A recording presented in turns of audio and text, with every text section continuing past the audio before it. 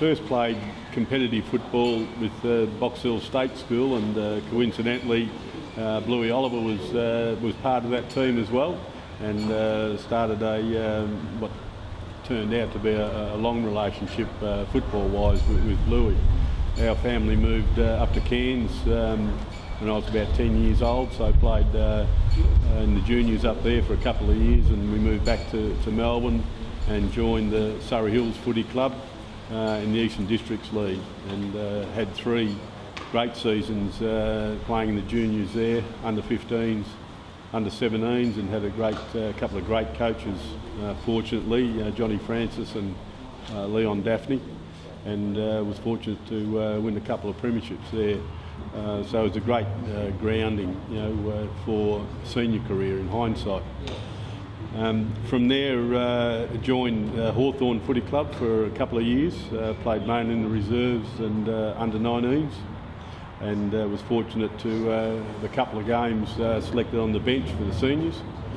In 1975 I was dropped off the senior list and was approached by Camberwell to come and play down here, and I actually agreed to come to Camberwell in 1975, and I went down to the old club Surrey Hills. Mike Porter, ex-Hawthorn, got him a year, and over a few beers I agreed to play back at Surrey Hills, having agreed to play with Camberwell.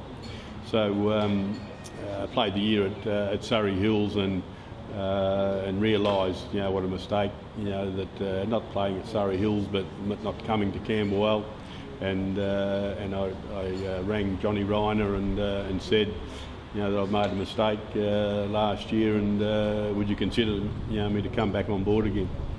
And of course, the rest is history, and came back and played from 76 through to 82, and in what was a great era, personally, and also for the club.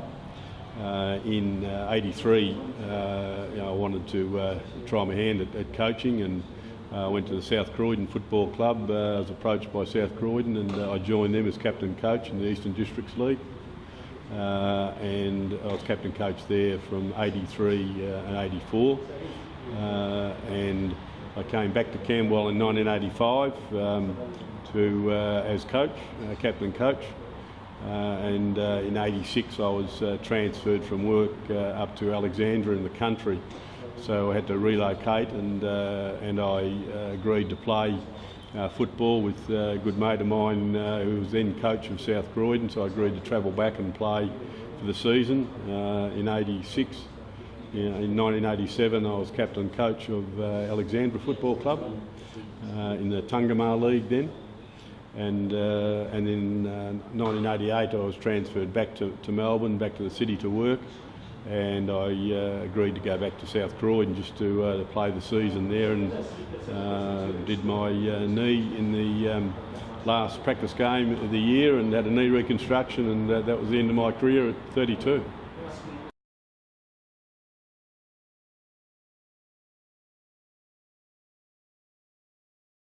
Certainly didn't have the skills of the top level of players, but I was always pretty competitive and liked to be competitive.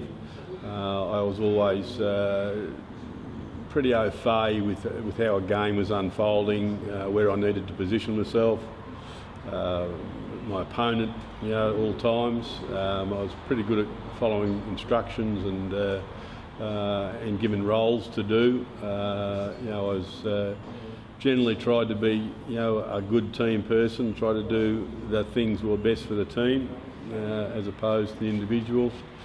I tried to keep, my fitness up so that I could run out a whole game.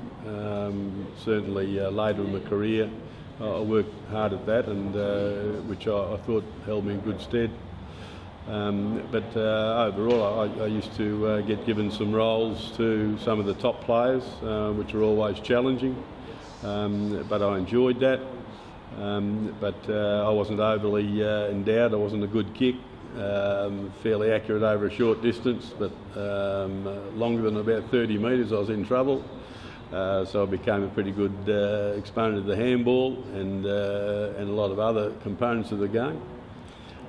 But pretty well that I rate myself as a good, honest, solid player who could be relied upon. Probably was never going to be a player that could win a game off my own back, but a good contributor to the team.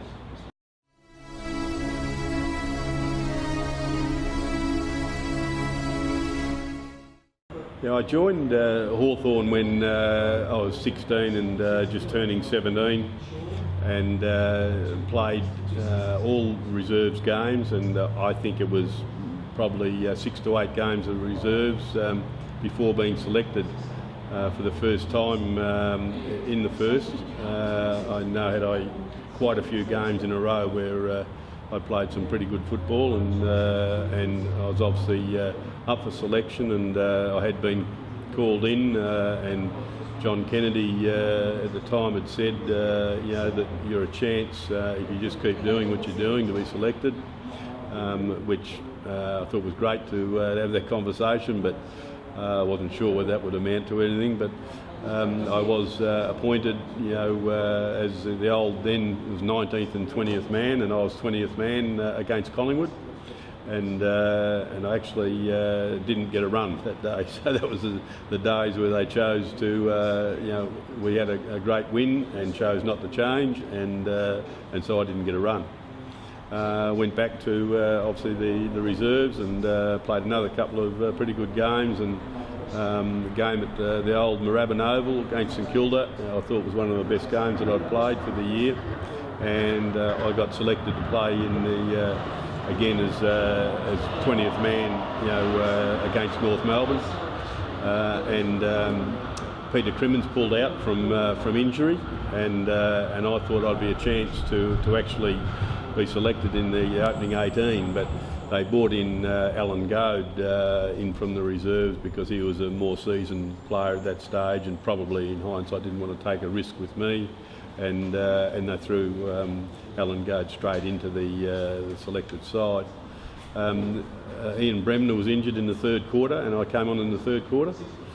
Played against Ken Montgomery, and he gave me a bit of a run around. I was on the forward flank and he was the back flank, and I was supposed to be running away from him, and I think it was reverse. But anyway, it was a great experience. We won that game, and I can remember actually handballing to Leon Rice, who kicked one of the winning goals in the last quarter that game, and Rice, he went on to coach me here at Camberwell. So you know, in hindsight, a great experience. And at the end of 74, in the start of 75, the pre-season, I really didn't commit to you know, the necessities for to be at certain fitness levels and things. I had a couple of practice games and didn't do all that well, and I was taken off the senior list. And I was told that I could continue playing the under-19s, but I chose to then move on in the pre-season of 75, and that's when I left to go back and play with Surrey Hills.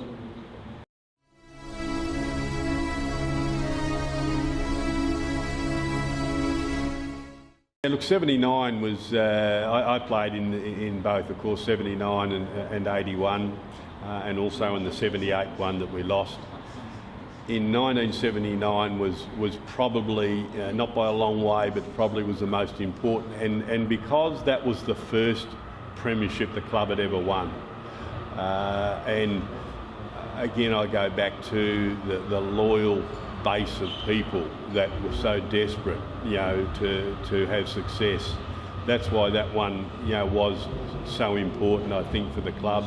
And for me personally, because of that, you know, to talk with the players and that we played with afterwards, and to also get involved with the all that supporter base afterwards, and those loyal people that had been working hot dog stand and the doing the raffles and everything for years and years and years, to actually talk with them afterwards was just enormous. And that feeling is something that I always remember, and so 79 stands out. And when you have a look at the on-field and the calibre of player that we had in 1978, as I mentioned, that catalyst in 78, I believe that was the start of the Premiership in 79. The pre-season was noticeably upmarket in 79. Graham Phillips came to the club as coach, and certainly he had some enthusiasm and confidence and some new ideas, and groomed some youth into the team. But I think overall I cite the analogy of black caviar in a run, coming around the bend. The jockey has really just got to guide, hold, maintain, time your run, and horse will win. And I just felt that in 79, that the calibre of players that we had, they just had to be guided, steered, handled properly, and they would do the rest. And I think that's how it unfolded. I look at the spine of the 79 side. You look at Greg Spittle at fullback, Ross Wright at centre half back, Neil Chamberlain in the centre, Mick Alexis, who was moved to centre half forward, and Gary Hammond at full forward. I know they were at varying stages of their career, but pound for pound, at their best at all of those, that line would stack up in any VFA First Division competition without doubt. And I'm a bit of a believer in, if you've got your spine right, the key positions, then it enables a lot of the running players to be able to do what they do best. And then you have your running players around that. It just works, and we just had some great ball gatherers that were able to capitalise on all of that. In 1981, it was a different ball game. We had come up in First Division. As a matter of fact, I spoke before how our first game here in First Division in 1980. We played Frankston, who had beaten us as premiers the year before, so there was a hell of a lot of motivation for us. Not only first game in First Division, but that hurt with Frankston, and that game that we played out here, the first game of the year in 1980, it was one of the highest standard games of VFA footy I've played in, including VFA representative games. And that was a general consensus of that game, and we won that game. So that was a real memory here. But unfortunately, whilst we were competitive in 1980, we ended up being relegated, and we didn't win enough games, and we didn't get everything together as well as we should, and we were relegated. So 1981 was about restocking, and bringing things to the fore again. Leon Rice was appointed as coach, which was a very significant appointment at that time. Of course, a AFL Premiership player and a great club that he's come from, and it was received very, very well. And we had new people, new players coming into the fold, as well as existing core group of players. So that was different, but also equally as important. I've got a photo which I take pride of looking at with Leon Rice and myself after the game when we won that flag. Because it wasn't easy that year. There was a lot of problems with injuries and so on, and there was quite a few still doubts about Camberwell, in big games. But when we got to finals time, I think everything came together, and under Leon's coaching, we really did show and what we could do, and so that was equally as important. But I think from Leon Rice's point of view, learned a lot from Leon. He kept me as captain, which he didn't need to do, but one of the first things he said to me, I want to keep you as captain of the club. And I said, well, how can you do that? You're playing. And I just naturally thought you'd be captain coach. And he said, no, I still want you to be captain of the club, and I'll still play because I want you to play an important role. And I think I learned a fair bit from Ricey, from a coaching point of view, and how best to instill things across a team environment. So 81 was important for the club again, to consolidate, but for me personally was also very important and helped me a lot when I eventually went into coaching myself.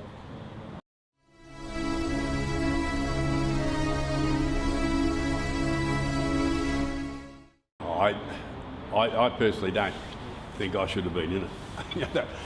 That's my view. I don't think I should have been in it, and certainly not vice captain. I think there were other players that were more worthy than that. But to be selected, is fantastic, and certainly, I see it as a great honour. I really do. And the trouble is, you can never do justice to it. I don't think, because there's never a game to be played, or there's never a season to be played, or but maybe you can in other ways. But important. So really important.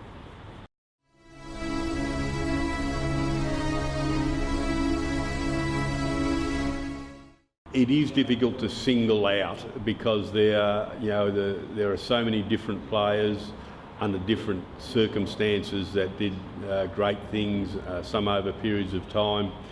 But if I single out and ones that, in my mind, in the criteria, is ones that are able to perform when it needs to be done in critical components of games and in big games. And also consistently, if I look at it, I think, and go through different the layers of the team, from backman point of view, Ross Wright, overall Ross Wright is the best player that I believe that I played with at Camberwell in my time. He was a beautifully skilled player, he was tough, he was hard, he would always have one of the top opponents. And we would always, when the chips were down, he was there in big games and in big moments. It was Ross that stood up, and I was fortunate. I played alongside him in a lot of the games of the back flank. He was a centre half back, and makes a back flanker's job a lot easier when you've got a Ross Wright standing next to you.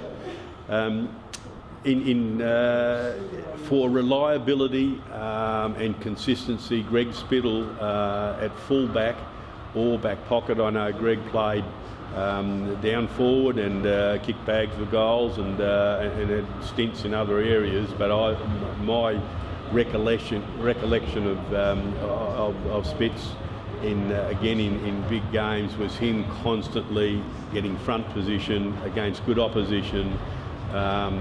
Very reliable, would never drop it, would bring it to ground, was very rarely beaten.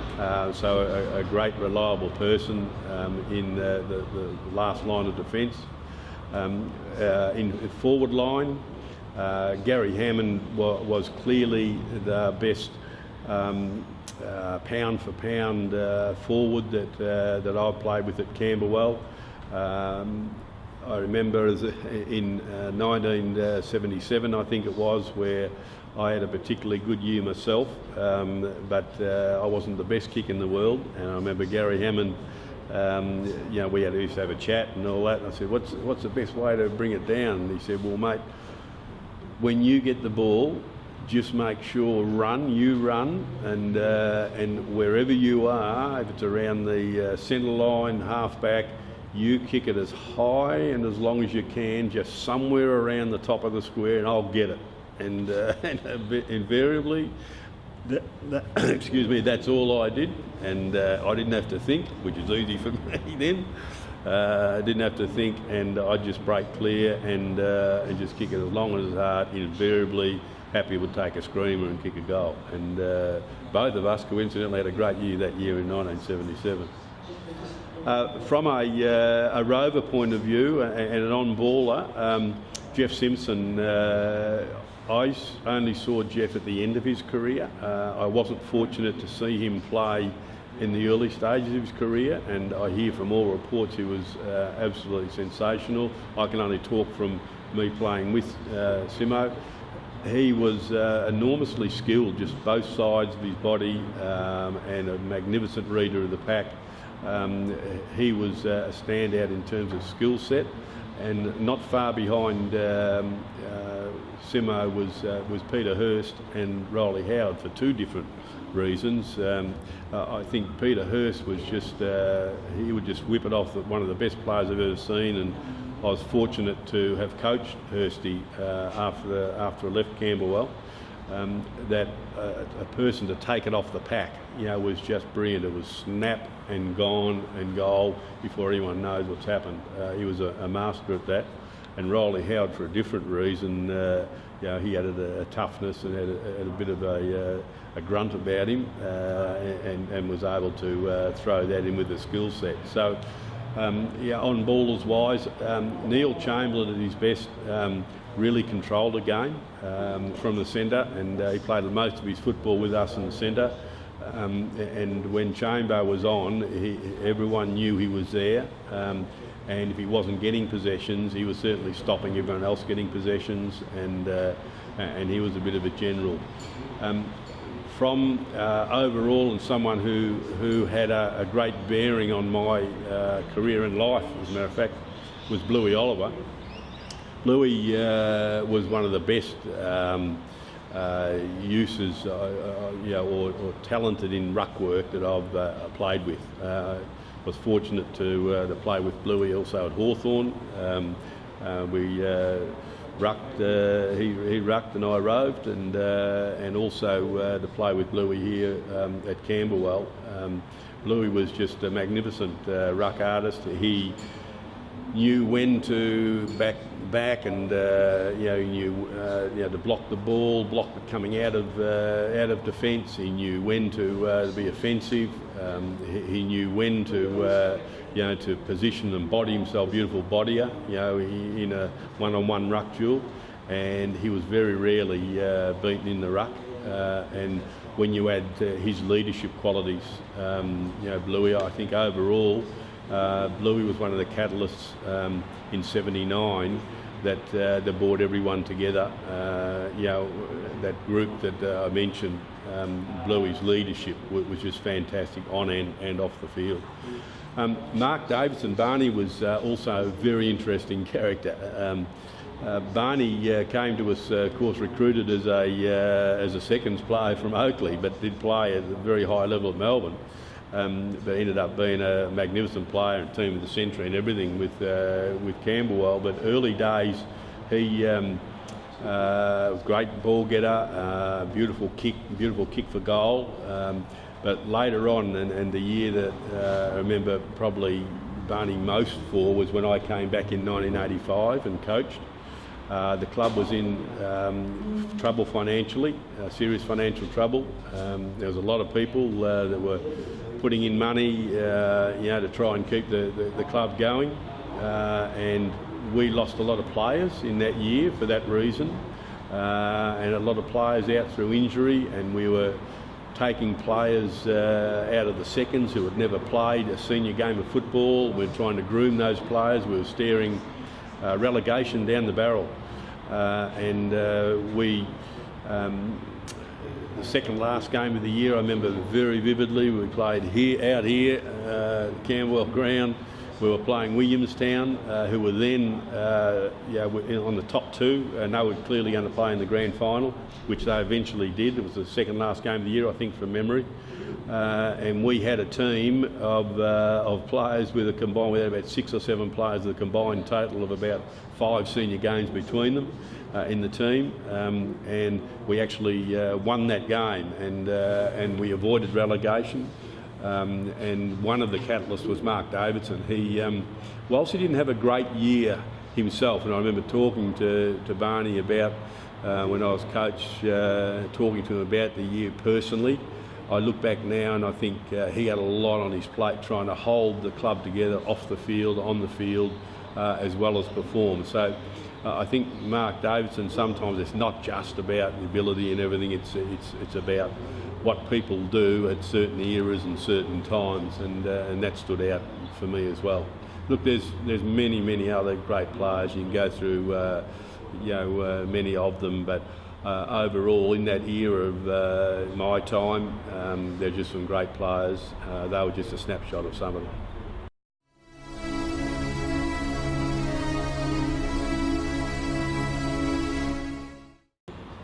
Oh, to come back to the ground and have a look today, it's been a long time, many years since I've been here. As a matter of fact, 2003 was the last time I came and had a look at the ground.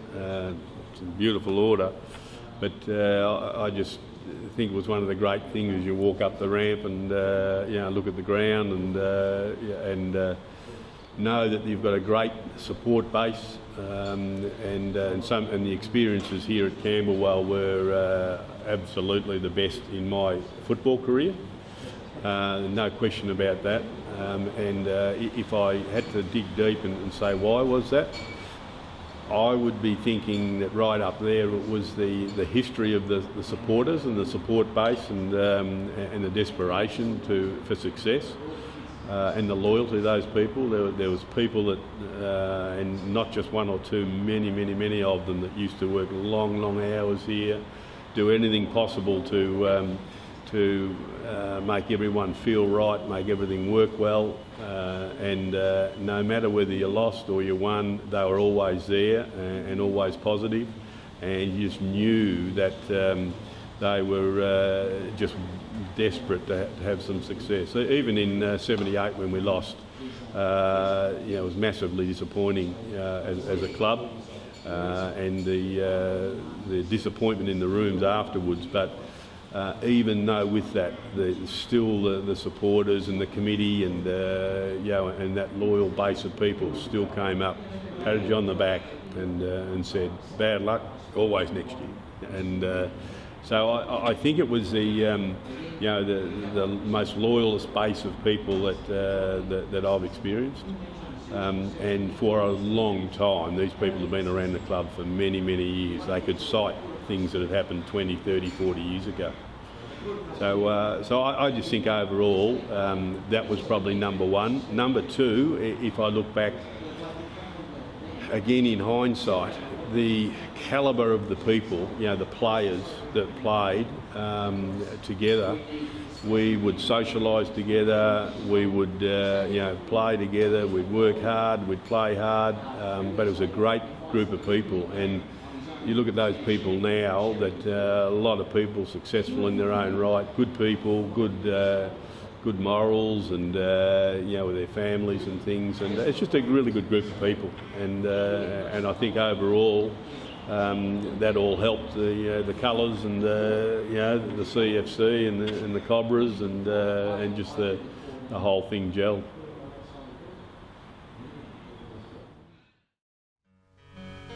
You've given your heart to get here and your soul to get it right. You can take 'em boots and all, but it's sure gonna take a fight. When you spend all week getting to your peak, you're gonna have your say. You bet. On Sunday, it's gonna be a fight.